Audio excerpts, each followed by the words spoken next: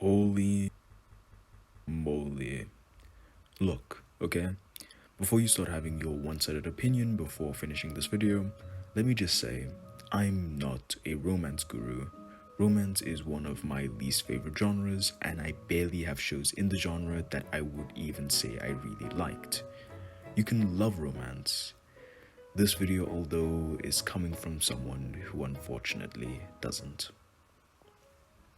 Now, I've been watching anime for a while now, 2 days to be exact, so I feel like I've gained enough knowledge and experience to judge an entire genre of anime by myself.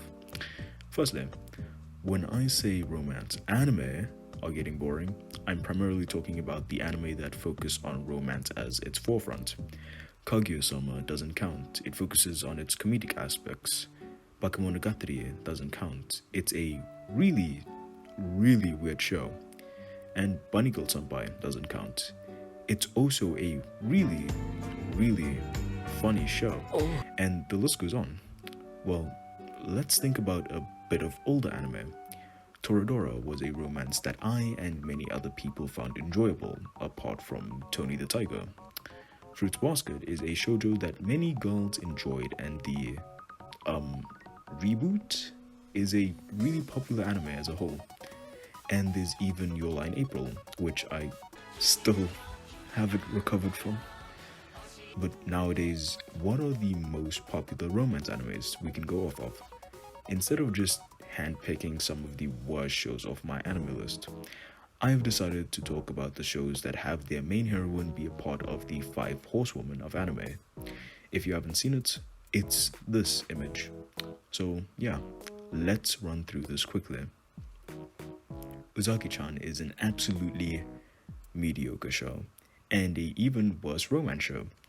Honestly, the fact that Uzaki-chan has Zika boobs meant that the show's comedy would revolve around, oh no, is he mistakenly groping her boobs whilst blindfolded again? Well, you might see this as a joke, but I would just call it being good friends. They so happen to start dating in season 2, and this is just another example of them just being good friends. I've read 30 doujinshis to perfectly depict their relationship and study how the community would have portrayed the sexual desires of these characters by using very detailed drawings of sexual situations they have gotten themselves into. And to me, this just looks like friends with benefits. And yeah, I'd give this a 5 out of 10. Nagatoro-san was a decent show. For a character that was actually everywhere, I could not go through a Discord server without someone having a Nagatoro PFP once the show dropped. And the show is fine.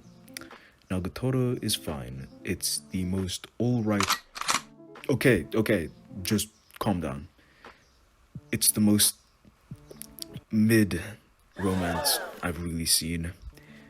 If we were doing normal standings, 5 out of 10 would have been the show's score, but mediocre for anime is a 7 out of 10. My Dress Up Darling is actually the only manga I haven't read out of these shows, and was unironically the show I enjoyed the most. Something was nice about it not just being a boring high school teasing relationship, but also a bit of professionalism was added due to them not only being friends, but cosplayer and cosplay maker. There was obviously a bit of horny bait, which is fine, most shows have it anyways, but definitely was still my favorite, a 8 out of 10. Okay, so this show is the definition of nothing. The main heroine doesn't talk and everyone swoons over her. Now look, Komi is cute, but the show was the most consistent lullaby I could have asked for. I got through the first 7 episodes and then proceeded to go watch a very charming and handsome show. The over-exaggeration of every joke was to play off the fact that Komi-san is absolutely absent when it comes to 90% of the conversations. Still a respectable 6 out of 10. Spy Family isn't a romance, so I'll just replace this with Shikimori-san. And this was the most boring romance. Shikimori was okay as a character, but the sheer patheticness of the main guy was really boring and drab. The plot felt barely interesting enough, and for that, I will have to say it was a stronger tranquilizer than Komi-san. Hey, don't clap for that. A strong 4 out of 10. That's literally what I think of the Five Horsewomen. With an average score of 6, it goes to show how the recent representation of most romance anime hasn't been doing too well. I do think Horimiya is one of the better romances, and it did come out in recent years, but why would I praise there being one gem in anime when there is stuff like Romantic Killer and My Girlfriend is a Gal, where in the past we had much more charming shows. Oregaru Snafu was an absolutely great romance. Clannad just being such a goddamn good show.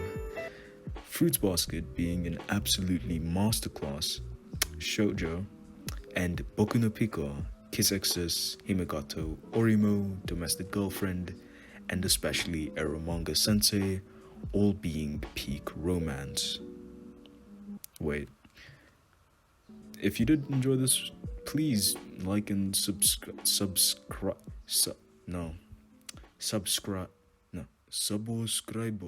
Dude, that's dumb.